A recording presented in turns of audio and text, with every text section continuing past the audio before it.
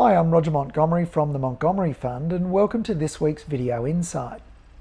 This week, with a rapidly diminishing pool of value opportunities, thank goodness for the raft of new floats in the pipeline, I thought it'd be useful to emphasise the importance of the right investing mindset. And I'm going to challenge you to consider an unconventional approach to investing that history and personal experience has indicated has merit in generating quite good long-term returns. Now, there are many ways to invest in the stock market. Some of them have been disastrous and many of them are mediocre. But the one to which I lean is a little unconventional. Having said that, it's really only different in attitude. Long term, we know that your rewards will flow in proportion to the economic results of the business that you buy. And by carefully choosing a portfolio of businesses, acquired at bargain prices of course, you'll not only minimise the impact of a single bad experience, for example picking a bad stock, but occasionally you'll be able to take advantage of the periodic tendency of the market to price shares well in excess of the prices that similar businesses would trade for in a calm, negotiated setting.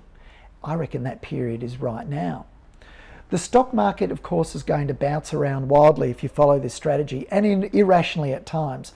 But by one, selecting stocks as pieces of businesses, and two, selecting those where you've estimated the internal rate of return of the business reasonably correctly, and three, purchasing shares in those businesses at a discount to the intrinsic value or at a discount to the book value or what the business might trade for in a calmly negotiated trade sale, a good return should reasonably be expected by you over the very long run.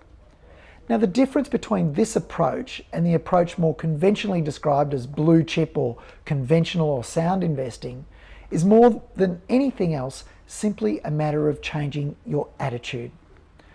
By treating the ownership of stocks the same as you would the ownership of businesses, the standard by which you measure the results of the portfolio is actually the results of the business itself, not so much the weekly, monthly or quarterly stock prices. You're also required to adopt a longer time frame, remembering that time is the friend of an extraordinary business and the enemy of a rubbish business, which I suspect is why Warren Buffett said so famously, don't buy a little piece of a business for 10 minutes if you aren't prepared to own the whole business for 10 years. You're also required to demand, in your purchasing, a large discount in the price paid from the value received. That's something we've been talking about here for a very long time. And finally, you have to believe, just as we do, and as Ben Graham did, that over the long run, price is ultimately determined by intrinsic value.